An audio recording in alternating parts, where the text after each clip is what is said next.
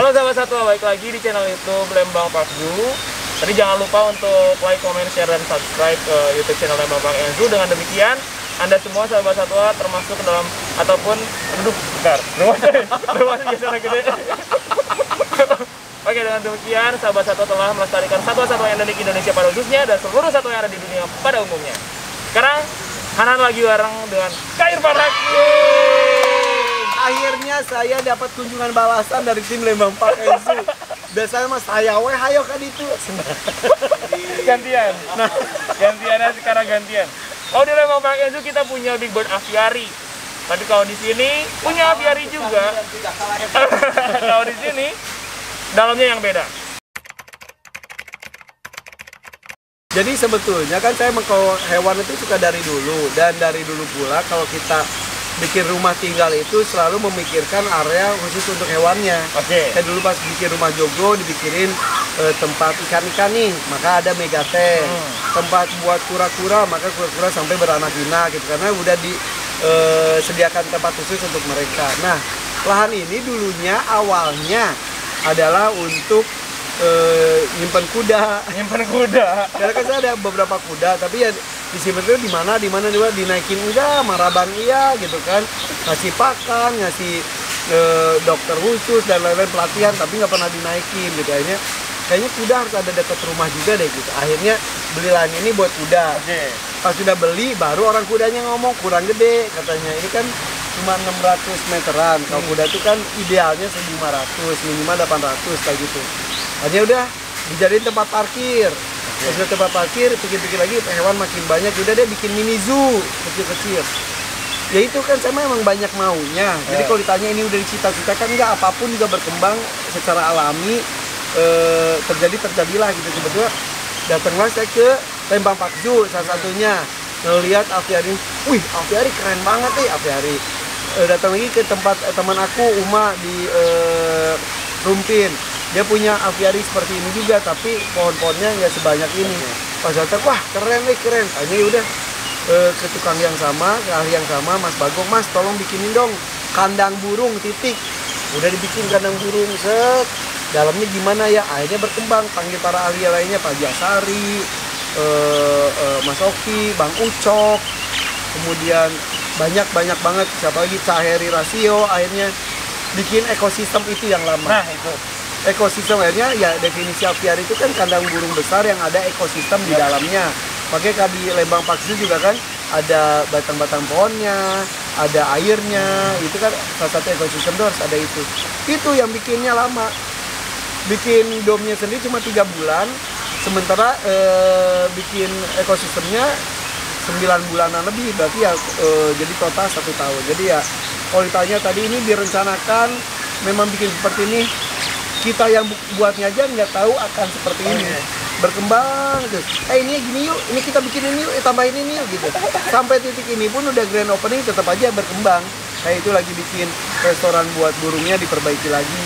Tanaman-tanaman ditambah lagi, koleksinya ditambah, kolamnya juga udah bening, ditambah koleksinya lagi, terus berkembang gitu nih. terus berkembang ya.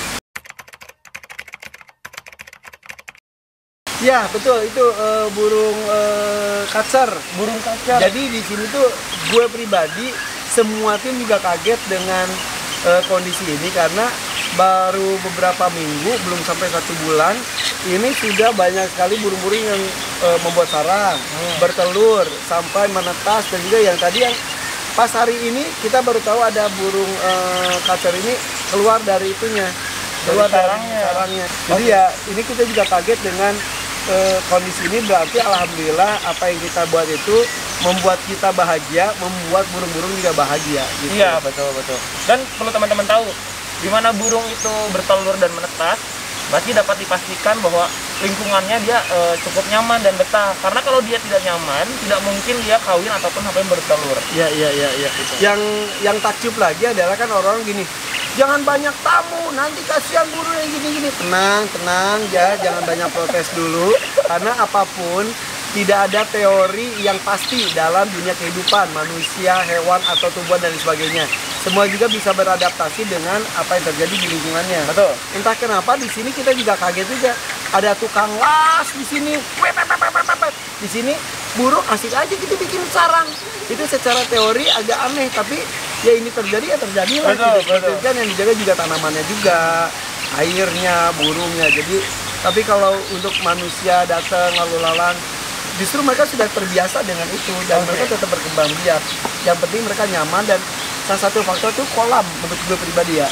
Ada air itu, gue ngelihat pas kan ketika pembangunan airnya tuh disurutin, tambah lagi, surutin lagi gitu kan. Pas disurutin, pas gak ada air, burung itu pada panik gitu. Wow, gelindasahan lah gitu, gelisah. Ketika ada air, mereka tenang. Jadi salah satu faktor penting dalam ekosistem itu adalah air. Kalau udah ada air, berarti pohon juga akan terjaga juga. Gitu. Oke. Dan memang kalau di burung sih biasanya memang dia mencari tempat yang dekat dengan air biasanya untuk dia mandi, untuk dia minum, karena sama kayak manusia sebenarnya. Semua hewan juga tidak bisa jauh dari semua makhluk hidup tidak bisa jauh dari air, kecuali air sumber kehidupan. Kecuali hewan-hewan yang di timur ataupun di sana, namun tetap tidak menutup kemungkinan dia juga membutuhkan air. Tetap air kan sumber kehidupan. Jadi kayak misal ini mereka nggak minum secara langsung pun, ini kan kayak menguap itu udaranya pun pas nyaman buat mereka. Jadi segar mungkin gitu, ya. Betul. Airvan tidak hanya mau membuat ekosistem satwa, tapi airvan juga mampu untuk menciptakan itu. Karena kalau hanya mau tidak akan tercipta aviari seperti ini, sekeren ini, seperti yang diharapkan oleh burungnya, oleh airvannya, dan oleh teman-teman ataupun penonton di rumah. Perasaan keinginan dan juga rasa, betul, dan rasa yang itu yang paling penting. Dan ternyata ketika dilepaskan, mereka tuh karakternya tuh berbeda, berubah. Ada yang langsung gacor, langsung warnanya juga berubah, dan karena mereka happy. Dan yang jelas ini gue bikin ini juga bukan buat gaya-gayaan.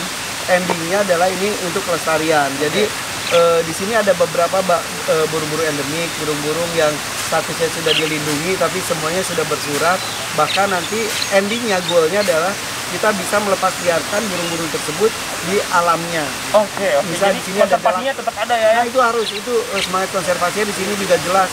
Jadi misal kayak nanti ke Bali, lepasin jalak Bali gitu. Itu mudah-mudahan suatu saat akan melakukan itu. Tadi kan udah terbukti bahwa di Dahakim Aviari ini ada beberapa burung yang sudah berkembang biak, dan mungkin kedepannya semakin maju lagi si Dahakim Aviari ini, semakin banyak burung-burung yang endemik pada khususnya ataupun yang dilindungi oleh negara berkembang biak di sini. Jadi Dahakim Aviari ini menjadi salah satu lembaga konservasi ataupun tempat konservasi satwa yang berjalan secara hukum ya. Betul. Jadi gue juga nggak serta-merta karena nafsu semuanya diambil tanpa ada kelengkapan surat-surat. Itu harus sekali. Berharap mudah-mudahan semangat untuk mencintai alam itu makin dirasakan oleh banyak orang, karena dengan tayangan di Dahakim Aviari, orang-orang jadi lebih mencintai pohon-pohon, lebih suka menanam, lebih menjaga air supaya bisa sebening ini. Karena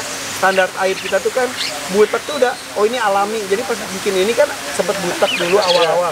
Gak apa-apa, Mas Irfan, gini alami, kata yang datang. Enggak, alami itu bukan gini, alami itu bening.